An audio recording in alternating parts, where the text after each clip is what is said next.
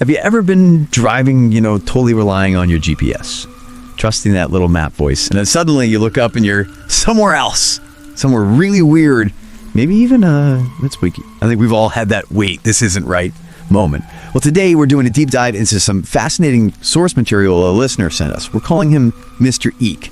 He shared this really detailed account of a family road trip down in Krabi, Thailand. Started normally, but took a pretty terrifying turn on the way home.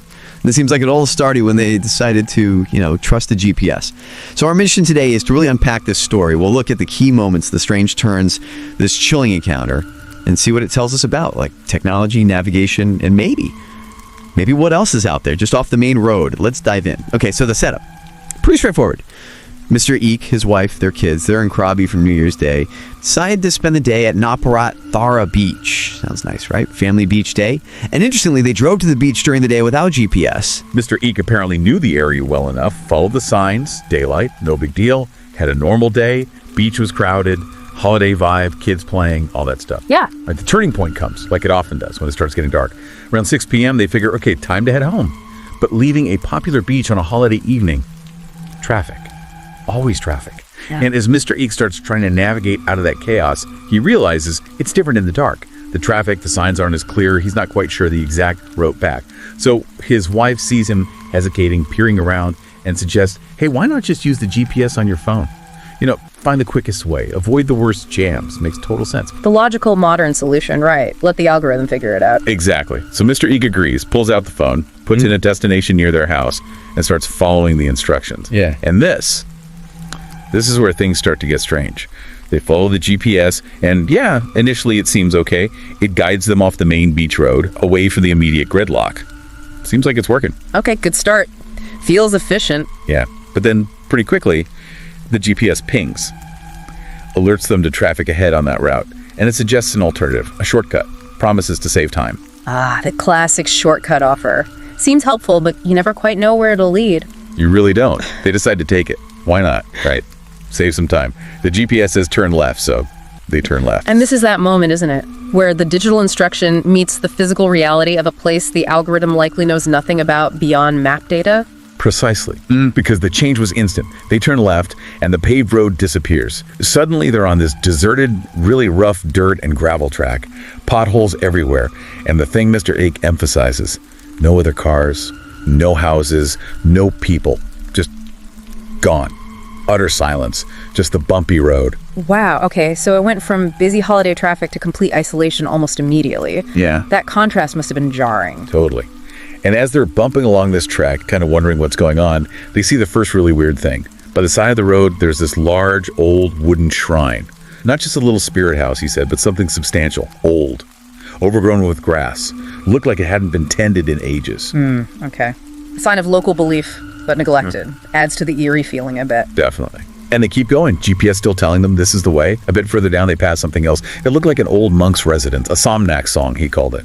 Looked abandoned. He mentioned seeing, faded old monk robes still hanging there. But no lights, no signs of anyone, just empty and creepy. That's fascinating. So the algorithm's shortcut isn't just remote, it's leading them past places associated with spiritual practice, but also abandonment and neglect. What does the GPS know about these places? Probably nothing beyond coordinates. Right. It just sees a path, and they looked ahead, and the path, this track, seemed to get even worse. Like narrower, tall grass crowding in. Barely looked like a road anymore. So Mr. Eek, at this point, he's had enough. This doesn't feel right. It feels wrong. Dangerous, even. Sensible reaction. Trust your gut over the machine sometimes. Yeah, he decided they had to turn back. Which, imagine trying to reverse on that narrow, bumpy, dark track. He carefully backed them up, past the creepy monk's place again, past the old shrine again. That feeling of unease definitely growing. They eventually make it back to the main road, back into the flow of traffic. And Mr. Eek said the relief was huge. Just seeing other headlights, being part of the normal world again. Totally understandable. Back to familiarity. But the GPS, it wasn't done. They're stopped at the same traffic light where they just reemerge, right? And the phone recalculates. Again, this time it suggests a different route. Turn right at the light. Oh, come on. Really, after that first detour. I know. And maybe they were still a bit shaken, or maybe still thinking, well, maybe this one's right. Mr. Eek follows the new direction. Turns right. He mentioned later, thinking back, The original GPS route from the beach actually told them to go straight at this light. So now they're completely off the initial plan. Not just a shortcut, but a whole different direction dictated by the recalculations. Exactly. And this second rig, it starts okay, paved road, but then same pattern. Gradually gets more isolated, and this time the road starts leading them into like a really dense forest. Into the woods now. After the shrine and the abandoned place.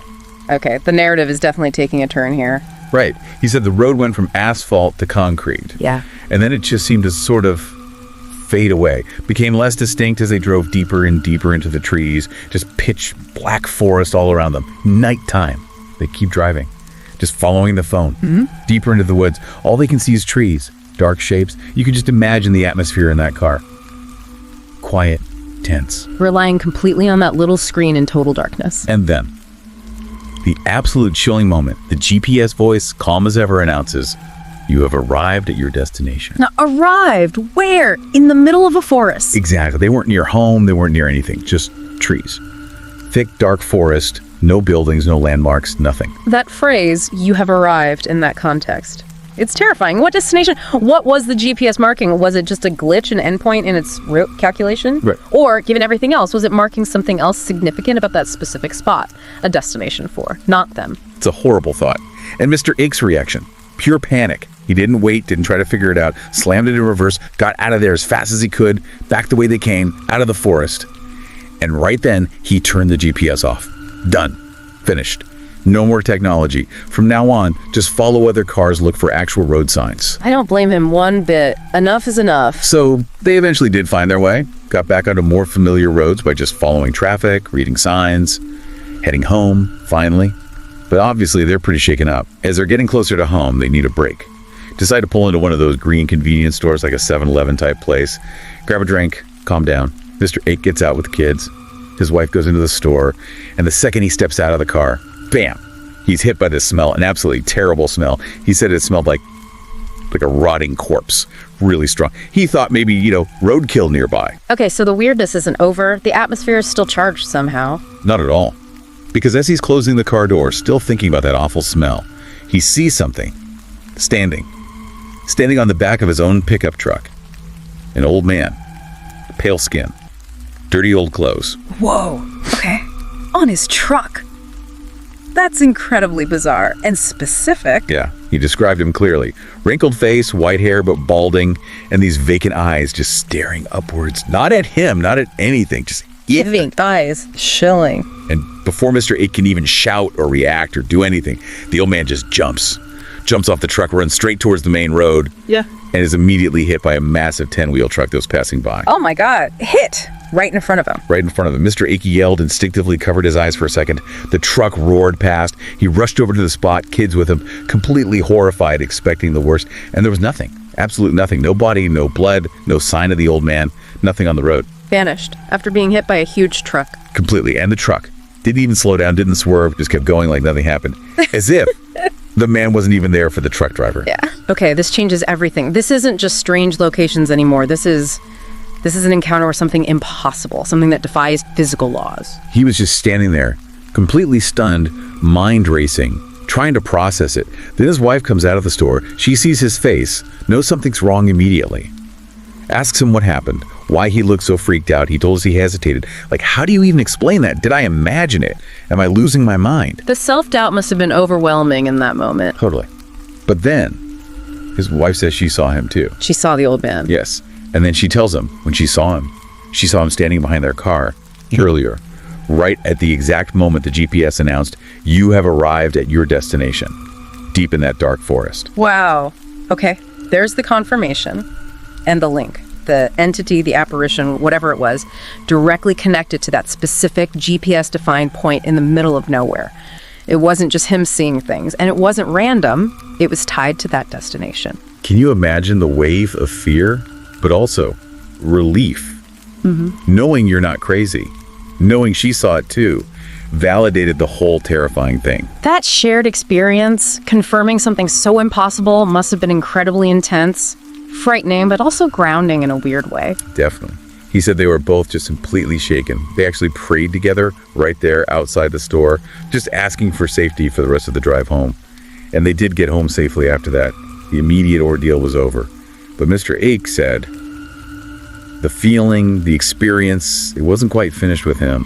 That night, he had a dream, a really vivid, really disturbing dream. The subconscious processing kicks in. Or maybe something else. Maybe. In the dream, he's driving again. Deserted road, forest setting, like the places the GPS took him. And in the dream, he sees a shrine that looked just like that first big wooden one they passed on the dirt track shortcut. Okay, connecting back to the first detour now. Yes. And the truly terrifying part of the dream. He saw the old man, the same old man. But in the dream, the man seemed huge, too big for the shrine, and he was slowly, horribly crawling out of the shrine, reaching for him. Crawling out of the shrine, that links the entity directly to the first strange location, the place the shortcut led them past. So maybe the forest destination was where it fully manifested, but its origin or connection point was that shrine.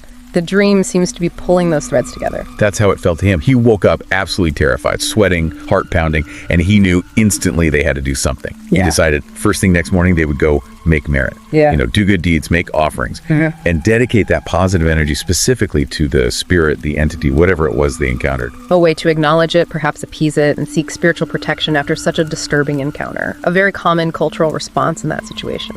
Exactly. And they did it. The next morning, the whole family went together to make merit, trying to find some peace after that whole ordeal. So when you really boil it down, Mr. Ake's story is this chilling journey. Relying on GPS leads them way off course, not just geographically, but into these strange, isolated, almost liminal spaces. A deserted track with forgotten landmarks, a deep, dark forest marked as a destination, and it culminates in this horrifying yet shared encounter with an apparition that seems directly linked to that GPS endpoint, followed by a nightmare that ties the apparition back to the initial detour. It's quite a sequence. It really is. And this deep dive into his account, it just underscores how much faith we place in these navigation tools and what happens when that faith leads us somewhere unexpected, somewhere the technology wasn't designed to understand. It shows this intersection between, our efficient, coded world and, well, something else. Something potentially ancient, unseen, and deeply unsettling. Yeah, it definitely makes you think twice about just blindly following that voice or that arrow, doesn't it? So the next time your GPS tells you to turn down some unfamiliar road, especially at night, maybe pause for a second. You have to wonder, like, what else might be waiting for you just around the bend that doesn't show up on any map?